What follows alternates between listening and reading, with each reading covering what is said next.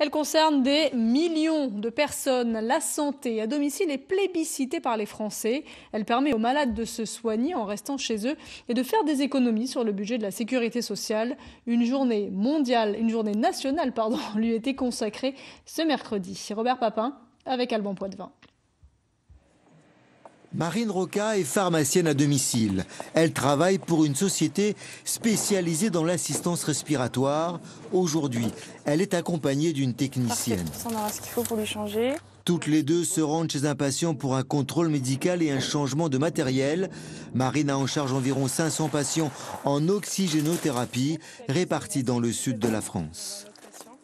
Je vais voir les patients pour vérifier qu'en termes de sécurité, tout est OK pour eux, qu'ils ont le bon matériel et qu'ils sont observants. C'est-à-dire qu'ils utilisent correctement leur matériel pour être soignés le mieux possible. Bonjour monsieur. Vous allez bien? Oui, ça va. Son patient a besoin d'une assistance respiratoire 24 heures sur 24. Régulièrement, on lui livre l'oxygène à domicile et Marine lui rend visite en moyenne une fois par mois. On va regarder notre saturation. Mais chaque fois que son patient a besoin d'un soin, quel qu'il soit, il lui est prescrit à domicile. Le dernier pneumologue que vous avez vu, c'était...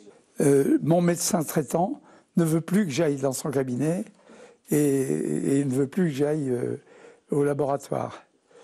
Parce que là où il y a des microbes qui traînent, c'est pas bon pour moi.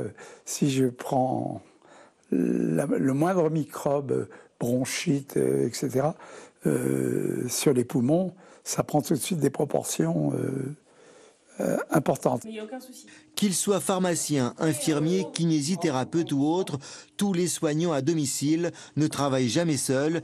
Ils sont toujours au cœur d'un dispositif médical pluridisciplinaire. On est le lien entre le médecin et le patient et les autres personnes qui vont intervenir au domicile du patient.